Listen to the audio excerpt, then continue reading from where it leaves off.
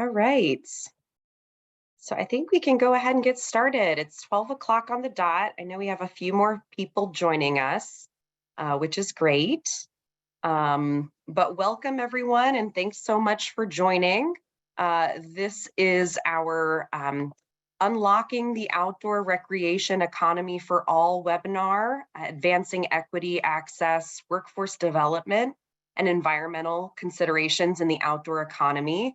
We're really excited to be hosting this as Fourth Economy, and we're really excited about the conversation with our panelists. Next slide. So again, for folks that are just joining, if you don't mind sharing some information about who you are and where you're coming from, maybe who you're working with, and your favorite outdoor activity, or what brings you to the webinar today. We did disable the chat so that you all can't see that, unfortunately, but all of the panelists and the hosts are getting that information. So really excited to see where everybody is coming from. If you have questions throughout the webinar, please leave them in the Q&A function. We'll be able to see that and respond to those questions. The panelists will see those throughout the webinar, and we have a good bit of time at the end reserved for Q&A. So please, if something sparks your interest or you have a question, please leave it in that Q&A, and we will try to get to it. Next slide. So this is a little bit about Fourth Economy. My name is Nicole Muse-Kilcucky. I work for Fourth Economy as the Director of Economic Innovation. We are an economic and community development consulting firm. We do a lot of strategic planning, community and economic planning, and a lot of work with communities all across the country that are really looking to create more prosperous and equitable communities. We work with a lot of different audiences from state level all the way down to the neighborhood scale and even the Main Street scale.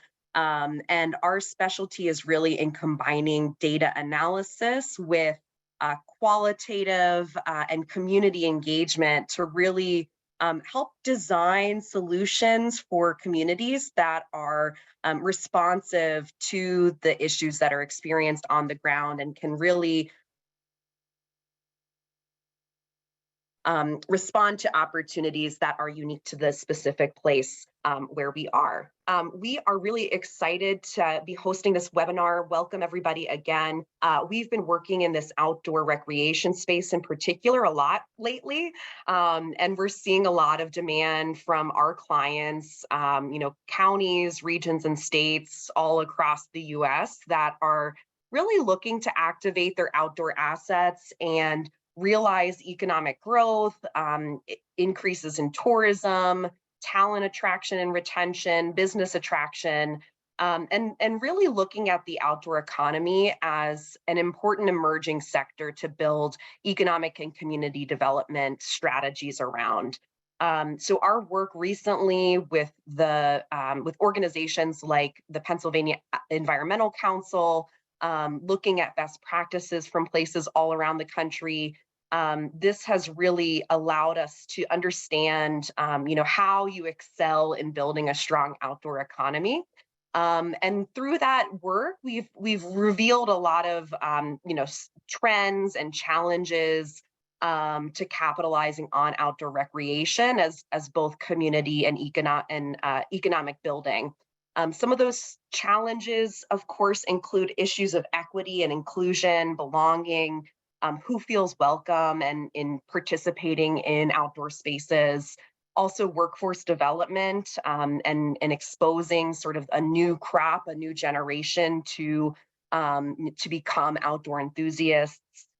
We've seen a lot of trends in rural activation, in particular, bringing new investment to rural places while also making sure to support the community that is already in place in our great outdoor spaces. And of course, also sustainability and stewardship of these natural places that we cherish. So I'll turn it over now to some of our panelists who are gonna cover all of these issues and more, starting with Jordan. Jordan, nice, feel free to introduce yourself. Thank you so much, Nicole. Hi, everyone. I'm so excited to be on this webinar. I actually love looking through the chat and just seeing the spectrum of geographies that are represented. It's so lovely. I am an initiatives facilitator. I work at the University of Utah. I'm also an adjunct instructor within our city and metropolitan planning department. I'm based in Salt Lake City, and my hometown is Conneaut Lake, Pennsylvania, about an hour and a half north of Pittsburgh. I went to University of Virginia and University of Oregon for school, and I've also served with AmeriCorps for a handful of assignments. And the priorities in my current work are around the fields of conflict resolution, community engagement, and regional planning. Next slide, please.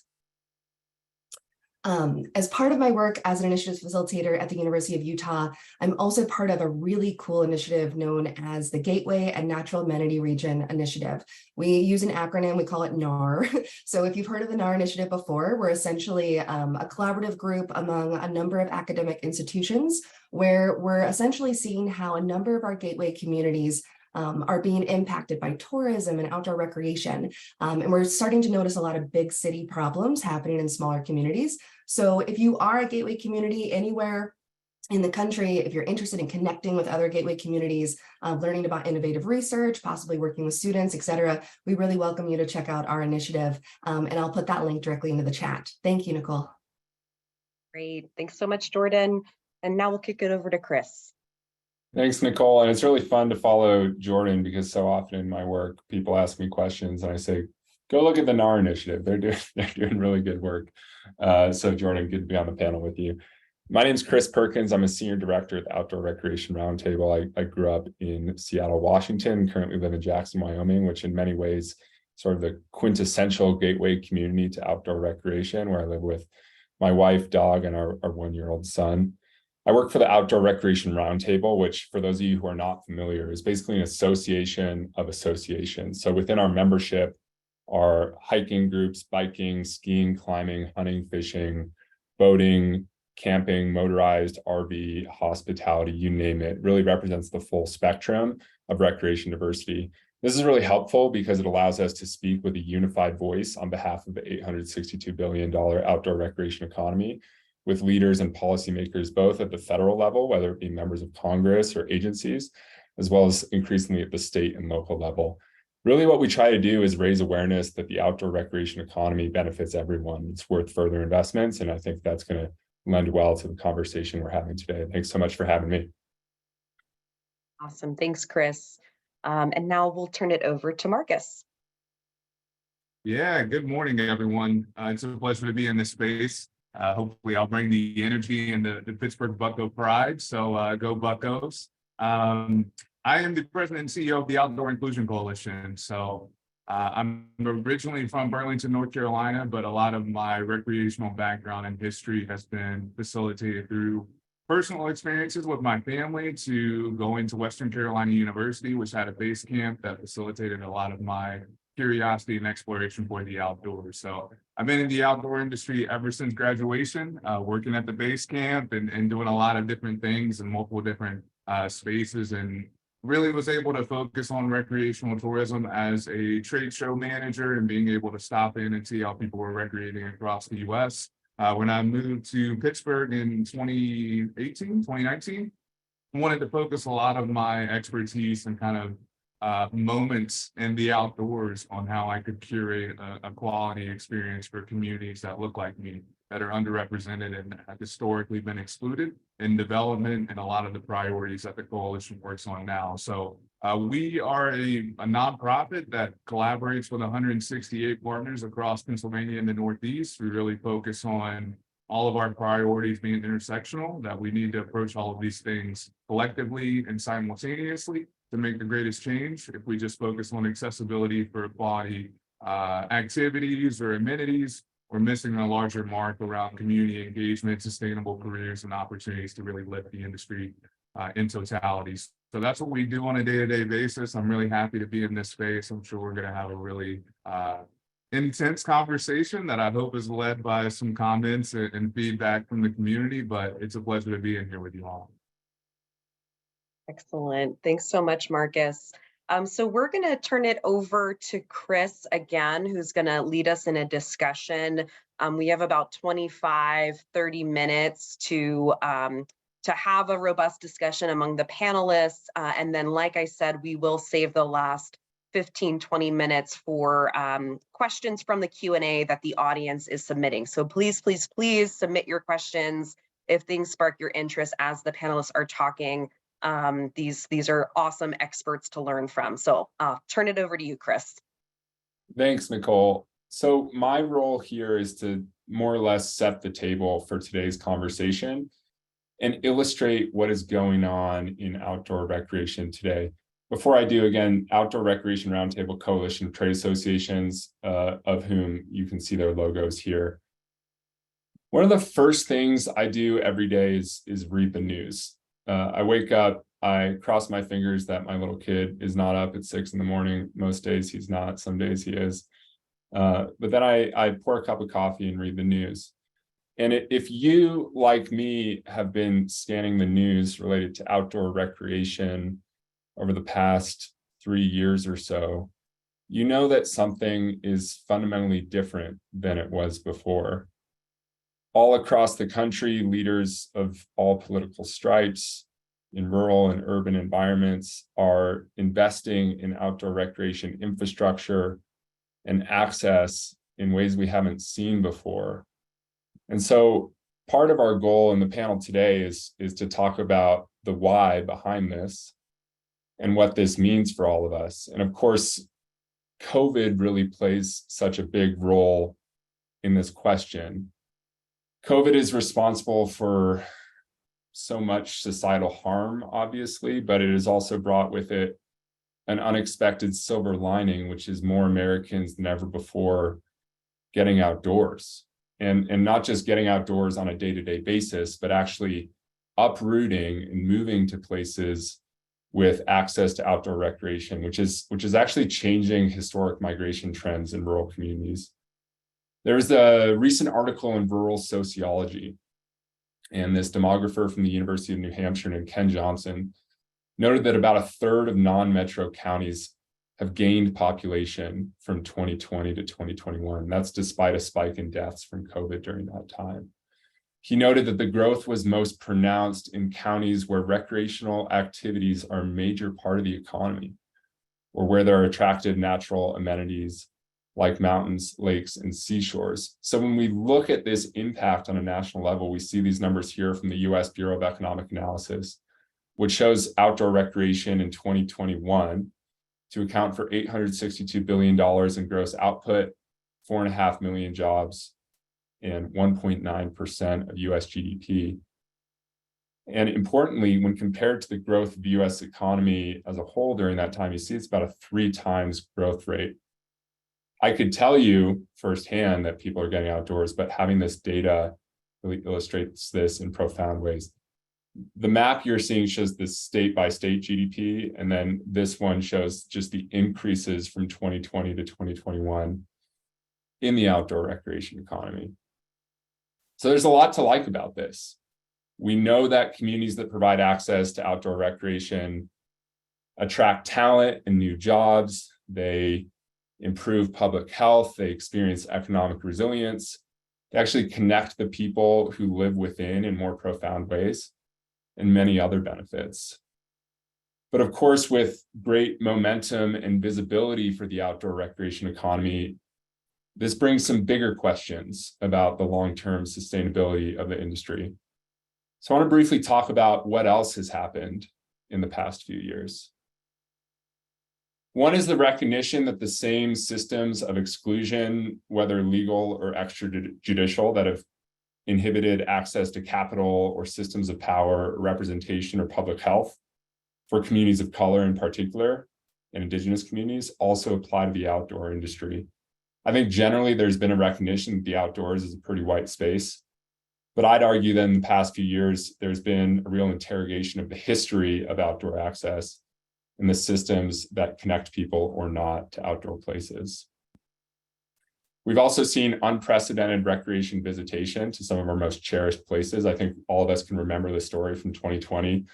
A lot of public lands and waters closed out of concern of COVID spread, and then in May, June, July, when things start opening back up and people have been eager for something to do, people go to these places like never before. Visitation is up 5, 10, 15, 20%. So we have some big questions about how to ensure the health of the recreation infrastructure that provides these high quality, memorable, life-defining experiences for people who get outdoors.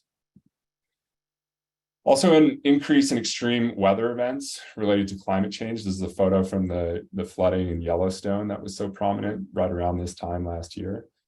And whether it's flooding or drought or wildfire, hurricanes, tornadoes, these changes in the climate are also impacting people's tendency to recreate outdoors, ability to recreate outdoors, where they live, what places are open, et cetera. So those are some big questions for us to respond to as well. Like I mentioned, new migration trends. This is the headline of the article that I just described, people moving to rural communities, reversing trends of outmigration. That's changing the fabric of rural communities, changing the culture, changing the housing supply in rural communities. That brings up some big questions for us to talk about.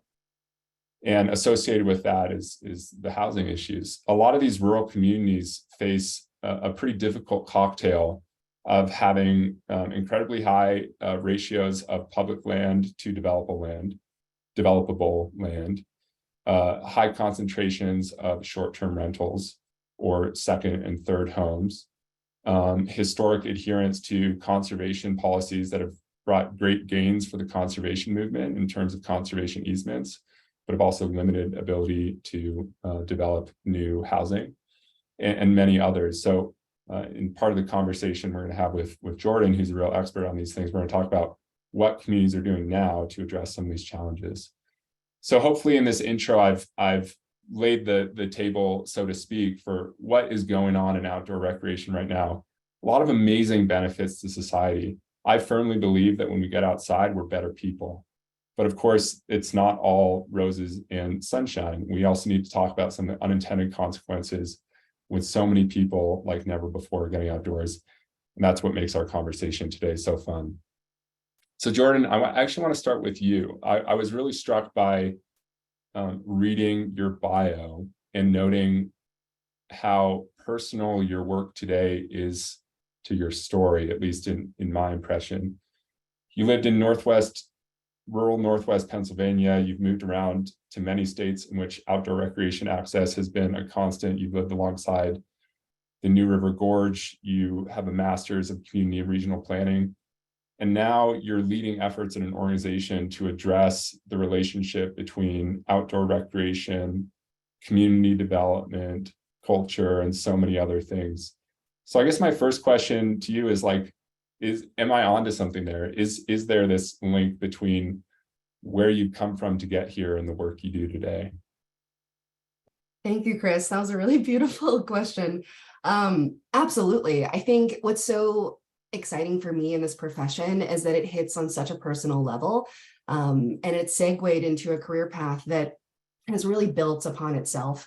For myself in particular, and thinking about how, growing up in Northwestern Pennsylvania, I was outdoors a lot, but not the traditional kind of outdoors that I experience now out west.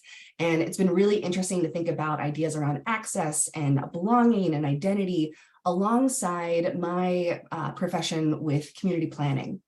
And so throughout the years, I've had the opportunity to work alongside a number of small rural gateway communities and seeing the kinds of challenges that they're experiencing. And I think what's really interesting is how our communities can shift within their economies. So something that we're observing, particularly in the West, especially in Utah, is we have a number of communities that were traditionally extractive industries, right? Coal, gas, oil, et cetera. And we've noticed that within those economies, they can be particularly volatile at times, right? It can be really good and then really bad. And for the community itself, that can be pretty jarring, right? As far as what you're able to provide for your family and what you're not.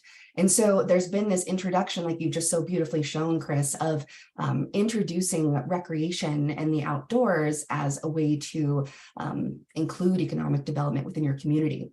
And what we're seeing is that for some of our communities, that can also be super volatile as well. If you go super far on the other side of the spectrum and you're solely reliant on tourism, we can observe things such as COVID, right? For a community such as Moab, a community that had really shifted towards relying more so on tourism, all of a sudden, hundreds of thousands of tourists couldn't visit that year in 2020. And so what are those kinds of impacts and what does that look like for our communities? I think one of the big things that I just think about when I think about all these things working together is just how holistic it is. It all feeds into itself, right? So if we're thinking about, oh, we want to have more trails, we want to bring more people to our outdoor amenities, what does that impact, right? Is there enough housing for folks that want to move to these communities? Do you have enough services? How do you even communicate with your residents, right? We start to see a lot of different shifts in culture and identity. And we're starting to see a number of communities that are like, we don't want to become like certain types of communities, or we want to redefine what this process looks like. And I'm so excited about this conversation because I feel like for the folks that are on this call and for our panelists, we're able to talk about how complex it is, but also how exciting it can be to incorporate all of these aspects of identity and equity and belonging alongside access and just a better quality of life for people that are living within these areas and also for people that are visiting them too. I don't want to take up too much time too, but yeah, I'd love to just segue and see where this conversation goes. Thank you, Chris. Can you tell me, Jordan, how has NAR approached this problem? What can you provide communities who are, considering outdoor recreation as part of their economic development strategy, don't know where to start? What does NAR do for them as well as practitioners from around the country? Yeah, thank you. So the NAR initiative essentially came about from my director, Dr. Danya Ramore. She's from Sandpoint, Idaho, which is about just an hour or two south of the Canada border. And Sandpoint has a ski resort. It's a really beautiful, Northern Idaho's a gem. And she had noticed within her own community that there was an increase in tourism and certain impacts that were happening. And she was like, I wonder if these are happening in other communities that are outside of my hometown. And so she started conducting this research in around 2020. And what we're finding is that, we predominantly work within the Intermountain West. And so we've identified a little over 1,500 communities throughout the West that signify a gateway community. And we have a couple of metrics assigned with that. But our intention really is to kind of fit that niche, to kind of provide insights into how these communities are grappling with these issues in real time. We provide a number of learning webinar series. We've done a series on housing challenges specifically because we know that's one of the top challenges for our gateway communities.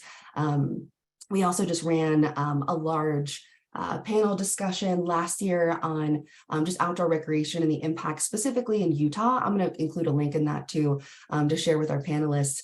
But within our research, essentially, we're trying to figure out what are communities doing? How do we share those insights with them? How do we get them to talk to each other? Because that's the big thing, right? It's like, we're not necessarily reinventing the wheel. We have a spectrum of thousands of communities that are grappling with this in real time. And so we're really wanting them to talk with each other, kind of troubleshoot issues in real time, and just try to figure out how to have the least amount of impacts with how much growth is happening because of the emphasis on tourism. And so on our website, the one that I included in that link, we do have a listserv. So we do include a bi-weekly newsletter where we include news articles for gateway communities, as well as the research that we're conducting, which typically we run a couple of projects each year. And then we'll try to present at conferences and other spaces that are already existing to showcase that research. And so we're a pretty small team. And this is a really large issue. And so we really welcome, especially any communities that are like, hey, we're grappling with some of these issues. We'd love to talk with you and gather some information. I just did a panel a couple of weeks ago, and I got to talk to some of the folks down in Beckley, West Virginia at New River Gorge. And I was like, this is the perfect time to start having these conversations. You just became a national park, our latest national park. And I was like, what has been your increase in tourism?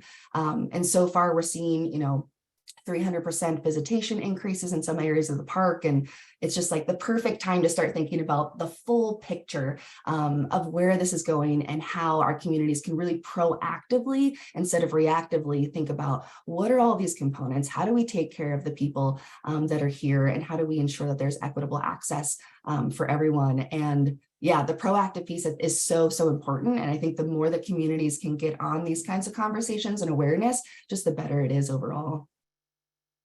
You just touched on something that I think about a lot.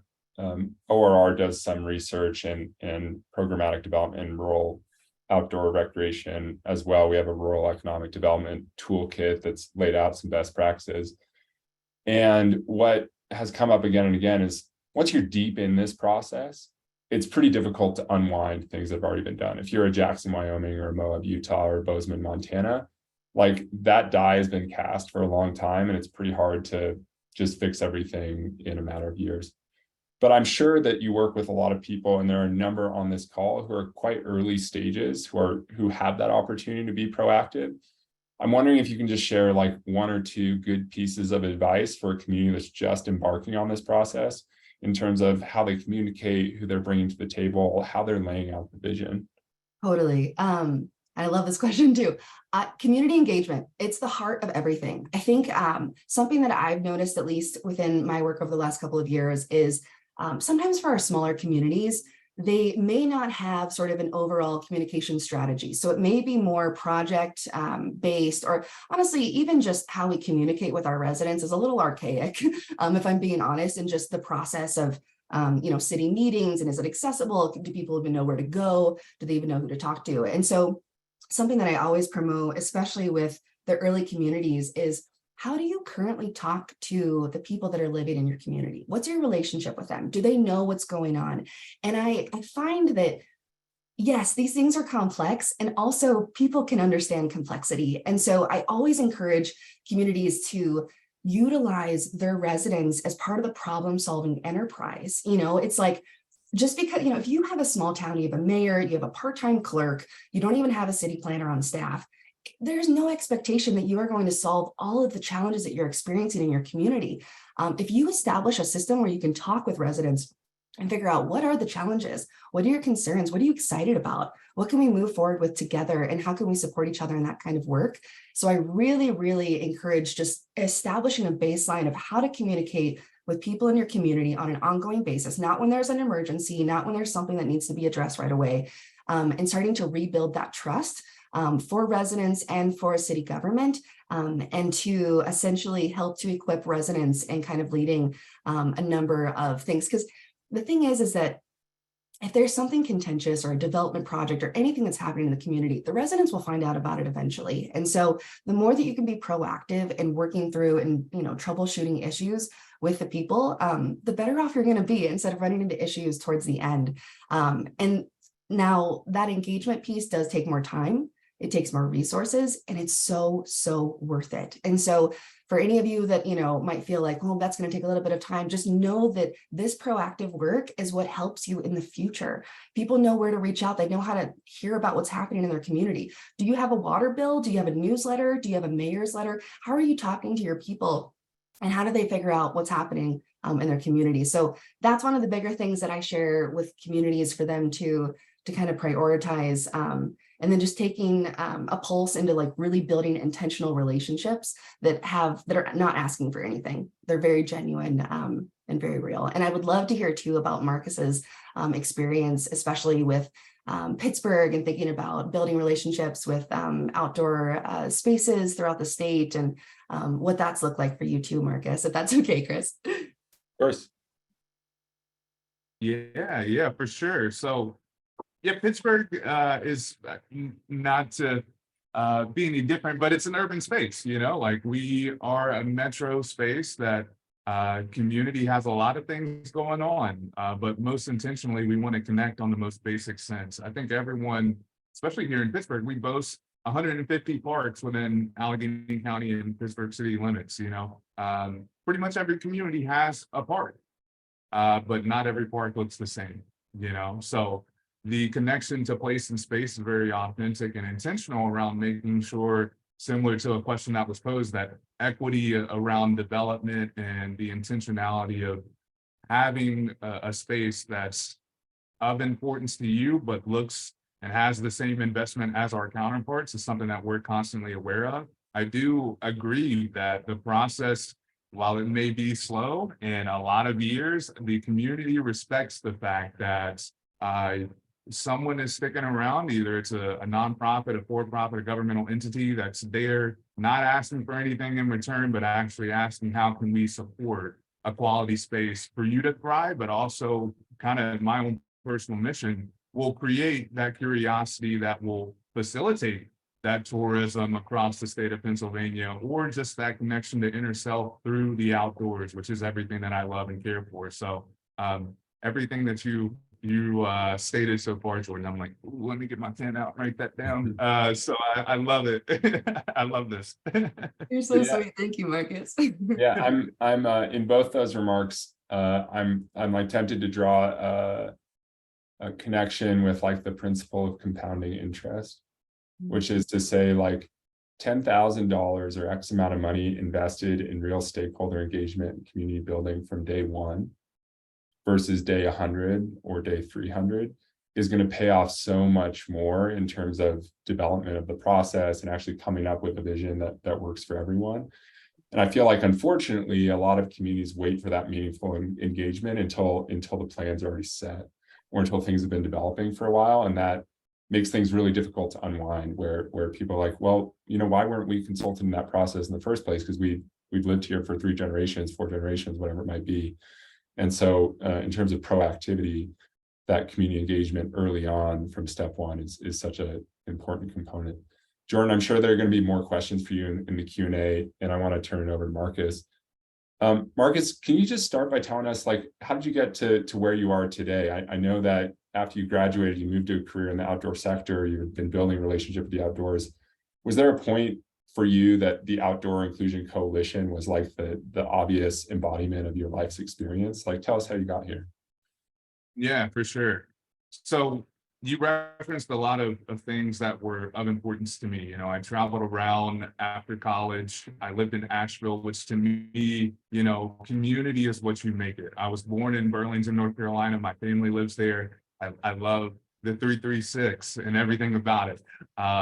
But Asheville was home for me because I was able to be curious around my connection to the outdoors. The university really supported me in multiple different facets to say, like, you want to go outside, let's get you outside, and whatever that may mean to you and what that looks like to you, whether it's the intro to backpacking course, or even it's just taking the CAT train and the public access vehicle to a park that I've never been to. I was able to thrive because there were so many opportunities and support systems that facilitated my exploration outdoors. So while I was traveling for trade shows and like really getting my feet under me and as it relates to the industry and how I could make an impact, I was able to see a lot of different creative spaces like Madison, Wisconsin, and public accessibility and bike lanes and bike infrastructure. Like all of those things were really enlightening to me because, I didn't bike in Asheville, North Carolina. The hills were just a little too much for me. and honestly, I didn't have enough money to buy, a bike, to be honest. I was a college student. So I was able to go to Oklahoma City, all of these other really great spots that, like, to me, instilled a gold standard of what I want to generate and create for my community. Those pathways and those access points to be able to thrive, but, have that point-to-point connection and ability to see themselves recreating alongside partners and allies and spaces that really support them. So while during all of that travel, I also ultimately moved to Pittsburgh, and that was the culmination and like the spark moment. I had experienced all these things, I'd seen all of these things. I felt like I witnessed the gold standard of outdoor recreation from an accessibility standpoint. And from a public lands and natural resource perspective, Pittsburgh has all of those. We've got 150 plus parks in Allegheny County. You've got the 3 rivers. While could be improved, and they're being improved, we have those. We have mountain ranges, we have ski resorts that are nearby, we have the Gap Trail, we have all of these things, but you don't see my community outside recreating in them. So that was the moment. I landed in Pittsburgh. I was on the trail for like about 20 days and said, I don't see anyone that looks like me. How can we change that? Start plugging in with community members and speaking authentically of like, why is it this way?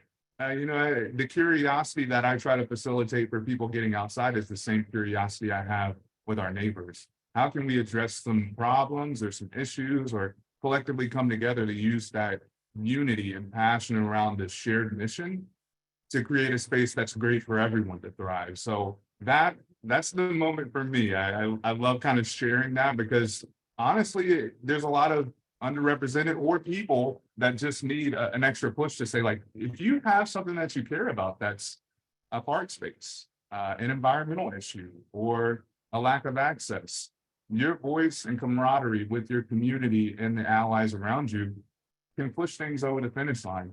And consistency, obviously, as Jordan said, like, this may be a 3 or 5 year process, but keep going after it because you can make a change that will be able to impact so many, and especially the next generation when it comes to the outdoors. So hopefully I was succinct enough, but I get really jazzed up about talking about that. No, that's I think great for all of us to understand what's brought you to the role you're in today.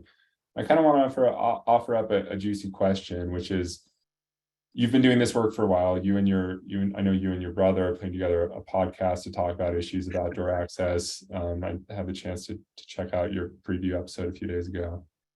When you look at the industry, as a whole and as it relates to your work and how it's evolved over the past few years, in relation to marketing, representation, recruitment, retention, investments, philanthropy, et cetera, what are a few things you think the industry is doing well or has gotten better at? And where are some places where you think the industry still has a lot of growth or work to do? Yeah, for sure. And thanks, Chris, for doing a shameless plug for me.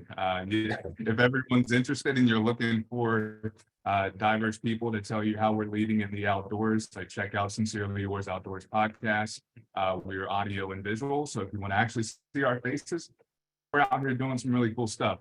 But I do think that the industry has done a lot of positive steps. I think the intentionality around I would say supporting a lot of the localized work has been very welcoming to me. I think that the grassroots efforts, I think from the top down, organizations, funders, governmental officials are now starting to see that there's a groundswell of people that really love their part and that love this space that they recreate in, but would like to see, a little bit more support to revitalize the swings or to repave some of the access points or to make it fully ADA accessible through historic designations. There's a lot of things that have to be jumped through, but I think government entities, philanthropy, community have really started to come together around solving those most basic and intrinsic rights for all of us to have quality outdoor recreation and accessibility. So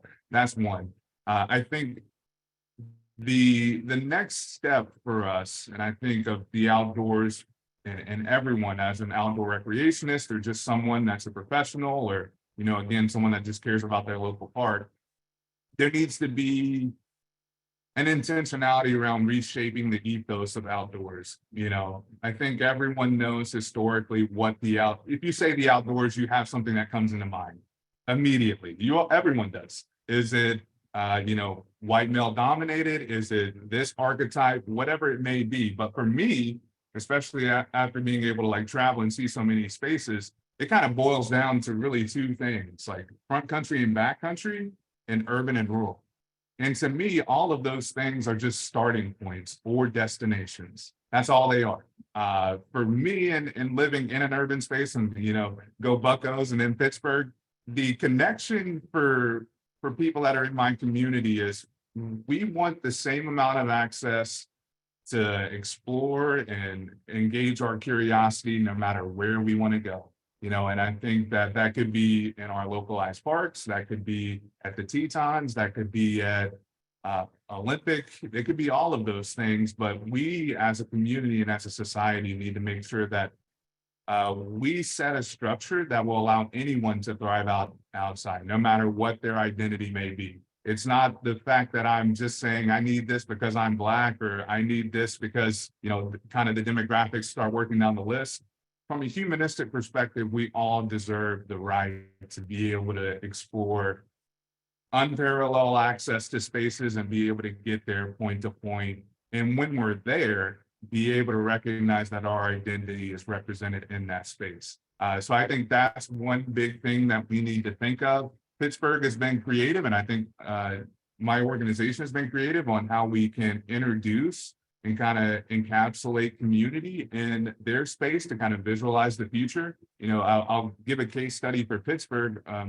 We've been working on an urban camping program, which for us, I think it illuminates a lot of different things. And I think there's a dichotomy of two things. There's exploration from a community perspective, and then a space that is familiar and proximal. And those two come together in this project by allowing community to be able to camp in a designated spot with all barriers covered in terms of quality education around how to actually facilitate a camping trip, to free gear, to community support to know that they're safe. If there's an entity that can support in partnership, so in a nonprofit partnership and a governmental partnership and community partnership, this is a real entry point for everyone to thrive. Because I think of my experience outdoors, my grandfather took me on a camping trip and we started in our backyard. He said, pitch the tent in the backyard, see if you like it or not, and then we'll go somewhere else. We'll go to a state park in North Carolina. And that's the ethos that we need to create. Let's pitch that tent in the backyard, in our community parks, because that's the pathway to greater exploration. And when you start thinking of a workforce development piece as well, the activity is the kindling. That's how we get things kind of warmed up. You get your hands on the fire. You're like, oh, I kind of like this. That is what facilitates the workforce development, the sustaining jobs, the consistency, the quality of work, and also the passion to be able to say, like, I love this so much that I want to dedicate a career to it. And I want to either give back to my community, or I want to be that beacon of hope for everyone to see that we can all thrive out here. So that's a lot. And I'm sure that that's like philosophically heavy, but that's what I think is important, that, the community and the industry as a whole is doing right, but a piece that we really need to focus on to see the industry be inclusive for everyone, and it to be recreationally specific, but also professionally specific. So love that. And perfect transition to actually talk workforce for a few minutes, and then we'll go to Q&A, because this is another big core question for the industry. As we've reached this stage of maturity where we're almost $1 trillion industry, and we have recognition of people from all around the country at federal, state, and local levels, it's also a really important time to look inwards and talk about the new programs and initiatives and investments we need to make in ourselves to build an outdoor workforce that works for everyone. And so what I want to do is just quickly debut a few core opportunities for the outdoor workforce. This is actually the first time these will be shared with the public, so thanks for being on the call. To get these, we interviewed something like 60 or 70 people over the past 6 months, and we asked them a number of questions related to outdoor workforce development. When you look at workforce development within the industry, it usually happens within specific segments. Hiking people have hiking programs, boating people have boating programs, biking people have biking programs. But what could there be at an industry-wide level that is cognizant of the fact that when people enter the outdoor workforce, they're not necessarily tied to a specific recreational activity? They might start as an AmeriCorps like Jordan and then move into design and manufacturing of bikes, or some other iteration. And so there's some space here to debut some cross-cutting concepts for the industry to solve as a whole. So here are some of the ones I want to talk about right now. First is skill gaps in the outdoor industry. And what I mean by that are, there are employers that have skills that they need. There are talented professionals who can offer up certain skills, and there are academic programs that can help those professionals upskill. And right now, those three entities aren't talking to each other as effectively as possible. So there's some question about how we map these in-demand skill needs in the industry and the talents of the outdoor recreation applicant pool, as well as what are those outdoor recreation skills altogether? What skills are absolutely necessary to succeed in the outdoor workforce and what are not? And a corollary here that we've really noted again and again and really want to drive home is that outdoor careers do not require outdoor experience. I think that's a barrier to entry that the industry has struggled with for a long time, that we have the reputation that you have to have grown up doing tons of hiking and biking and skiing and climbing to have a place in this industry. When you look at the responsibilities of most of the jobs, it's actually not the case. So we need to re-message and actually identify what skills are actually crucial and which are sort of nice to have. Second is related. It's about narrow perceptions of the outdoor workforce. If I approach someone on the street and I say, there's work for you in the outdoor industry, that person might say, I don't know if I want to be a park ranger. I don't know if I want to be a raft guide. And these jobs might also have the reputation of being like a little bit loose, like something you do in your 20s when you're just having fun, but not real work. I think those of us on the call and those of us who are listening in, know there's a huge diversity of outdoor recreation jobs, some that are more like participant facing that happen out front, some that happen behind the scenes, to actually offer really great career paths. And so we need to do some messaging, some marketing, and community building to really build the case that outdoor recreation jobs are much more diverse than these participant facing roles, which are of course critical to outdoor recreation, but just barely scratch the surface of all the outdoor recreation jobs. So twofold here, many folks are unaware that the outdoor industry provides sustainable career paths. And if they are aware, they think of a limited subset of jobs. Third is building a diverse and inclusive workforce. This has been covered on this call in a number of ways, but the imbalances in participation that we see in outdoor recreation are also reflected in the outdoor workforce, particularly in executive leadership.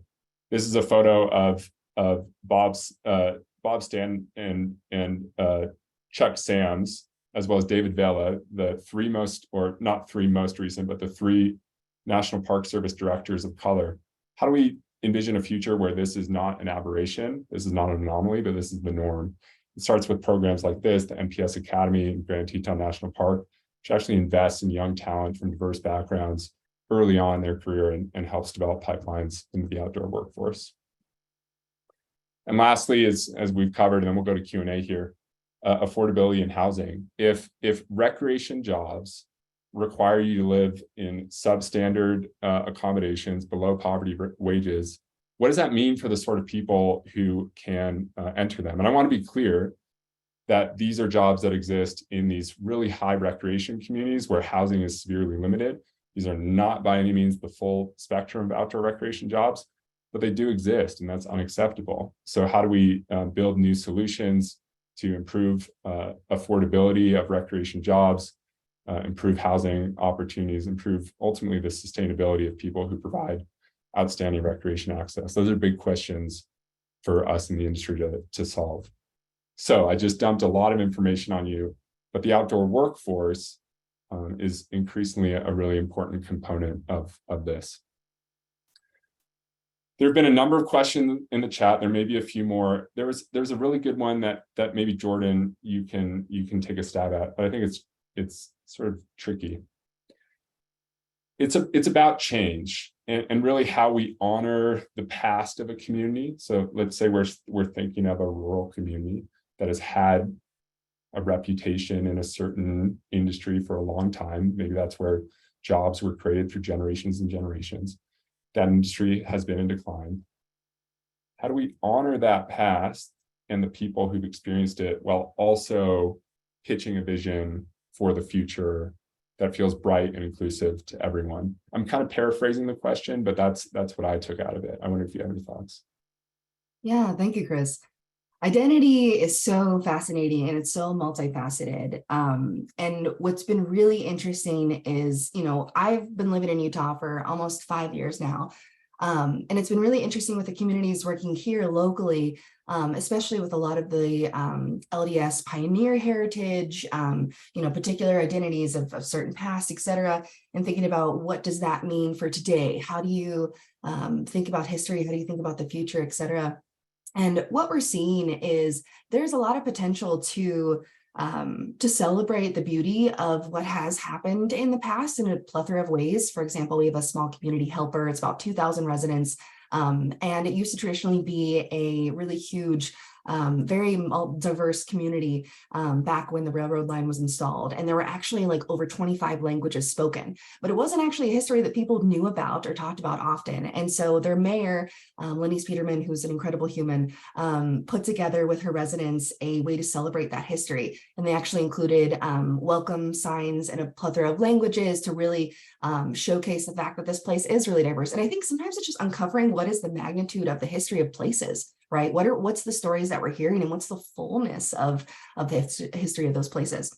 And I think if we can utilize that knowledge alongside who are sort of these newcomers, we see a little bit of old timers versus newcomers dynamics. And it's really interesting too. We'll have newcomers come in who 2 years later are like, no more people, move in, please, and we start to see what that looks like. And I think, again, it comes down to sort of that engagement piece of the visioning aspect of like, who was this community? Who were we? What are our roots? How do we want to grow? How do we want to become a better community? And what does that visioning look like? And that vision should be what really is the driving force of anything moving forward. And that's why, I'm a planner by trade. So that's where it all comes down for me, is that if we're going to have opportunities arise, if we're going to have development projects, et cetera, it has to come back to that baseline of what is our vision? Who are we? Like, how do we see ourselves? And what does that look like? And again, taking that intentional time to figuring out what that means. And it's not going to happen in one day. It really isn't. It's going to be a very layered, time-intensive process. And yet, that process, like you said, when it's compounded, will just be so incredible for that community when things come in and they're like, you know what, this isn't us. This doesn't feel like us, or actually this feels really right. And this is kind of how we want to grow and how we want to develop. And it gives our smaller communities more agency over what that transition looks like. And especially with some of our communities, like, I know this is really corny, but it all comes down to ordinances too. So if we're thinking about planning or development or changes for any of you gateway communities, make sure to look at what are our laws. When people come in, when there's development projects, et cetera, or things are changing, what are people able to do and not able to do? And how do we be proactive? So that way we don't get development or things that come in that don't align with the community and what the community wants. So yeah, just really want to harp on the planning piece of it, because I think it's really, really important. And then I know this is totally not related. I just also wanted to bring up two things based on the things you shared earlier, Chris.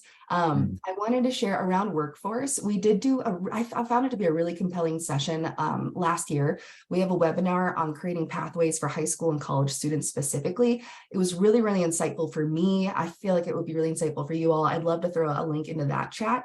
And then I also wanted to mention too, just around identity and belonging. I also conducted my graduate thesis on equity, diversity, and inclusion, specifically within conservation cores. So, and I know that Pennsylvania recently launched one a couple of years ago. So if any of you are interested in identity and belonging, especially within the outdoors and what that means for your nonprofit and these experiences for underrepresented youth, I'd love to share that resource too. And I just want to put a plug, I love helping. So if anybody wants to reach out on LinkedIn or talk about their projects or identity stuff, like, please hit me up anytime, and that'll be it. Thanks, Chris. Yeah, that's terrific. As you were talking, I was thinking about some of these kind of clunky tropes, like when there was a lot of talk about coal communities in transition in rural Appalachia, there was this sort of notion for some time, that may still exist, that like, we just need to teach these coal miners to code, or upskill them with tech skills, and that may be of interest to a number of coal miners, but it does make you wonder about the sort of community input in that process from the jump, or whether that was something that was sort of cast down from like a consulting firm that thought that might be a good opportunity. And again, just re-emphasizing the importance of community engagement from early on in that visioning process, so that as that community is changing, like, change is inevitable, development is inevitable, they actually see themselves in that future versus see themselves being cast out. So really good thoughts there. Marcus, I have a question that just came to mind for me. It's not in the chat, but when you think about the programs that you help provide in the Outdoor Inclusion Coalition and building lifelong relationships with the outdoors, do you think there's a formula for like an ideal first outdoor experience for the communities you work with? Like, what's the recipe to build that sustained engagement with the outdoors? Yeah. I wouldn't say that there's a prescriptive method in terms of like, it has to be this strict. I would actually just kind of reference what Jordan's put down so far. Our project in the coalition, what we focused on was a 3-year community engagement process where we said, all right, let's co-create and see what trip you want to do or what activity you want to do that's in your backyard. And we came up with a lot of different things, a lot. And that's what guided a lot of our advocacy work.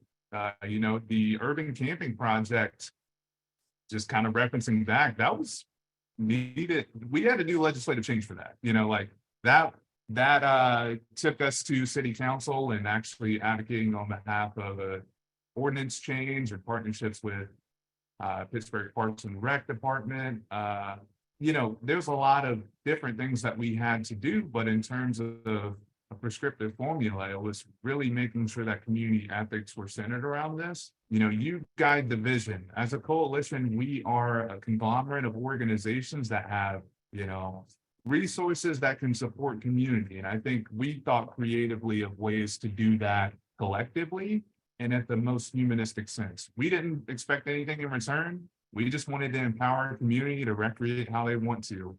And whether we be the avenue for that or the link or the connection, that's all that matters. So I would say if you can follow that path, center a community and say like, hey, what's the future of recreation look like for you in this park? But also, what's the gold standard trick for you? Is that the Tetons? How can we get there? That would be what I would recommend because it works. It's true. And it's really centered around community voice. That's excellent. Thanks, Marcus. We're coming up on time and I want to offer you two some closing remarks. If folks who've been listening to this call take away nothing else from what you've talked about so far, what are the 1 or 2 things you hope they leave with from today? And Jordan, can you start? Yeah, thank you, Chris. I would say for little nuggets, I would say proactive.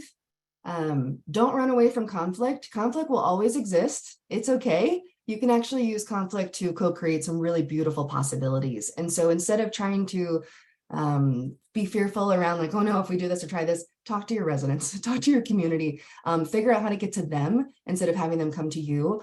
I have grown up in apartments my whole life. I've moved around in a ton of states. I never knew how to engage with my local government. I had no idea. And so I think even for sometimes when we're in our roles, especially if you work for a city, you're like, of course, everyone knows how to contact us. No, they don't. And so it's always understanding the full spectrum of awareness and trying to go above and beyond and reaching out to the people and doing the work as much as you can. So yeah, be proactive, keep reaching out, and don't be fearful of conflict. Thanks, Jordan. Marcus? Jordan just starts off with so many gems that I'm like, how do you follow that up? I would just say authenticity around collaboration. If you're coming into a space, it needs to be centered around community ethics, goals, and what they want to see. I think being able to know what you can do and what you can't do is extremely important. If you sign up to say, hey, I'm going to go and speak at city council on behalf of or in partnership with a community, do that and deliver. But if you sign yourself up for something that the community is going to hold you accountable for and you can't deliver, that's going to ruin the impact that could be made, but also just further instill distrust on whatever organization you represent or ultimately on behalf of the greater good. So I would just stay true to that. Be true to self, know what you can and can't do, and deliver. So. Excellent. I want to thank you both so much for sharing this panel with me. It's been so great to listen to your brilliance and thoughts, and glad to have you in this space we co-share in the industry. And also thank the Fourth Economy team who's been behind the scenes making this happen. And Nicole, if you are ready, I'd like to pass it to you to close today's conversation. Awesome. Thanks so much, Chris. And thanks, Jordan and Marcus. This has been an awesome conversation. Thanks to all of the attendees who have been dropping questions and comments and resources in the chat. We're receiving all of that. We're going to compile everything and send it out as part of our post-webinar email. So look out by the end of the week to see an email with the recording, all of the slides and all of the resources that were shared by panelists and attendees alike. Just wanted to, finish us off and kind of leave us today to put a plug out and say, if anyone, if your community is looking to start to make investments or do that proactive planning and community engagement around the outdoor recreation economy to build a stronger community and realize economic growth, please don't hesitate to reach out to us at Fourth Economy and our 3 panelists. All of our contact information is on the screen now, and you'll receive it as part of that follow-up as well. So one more time, thank you so much to all of our panelists. Thank you to the attendees, and have a great day.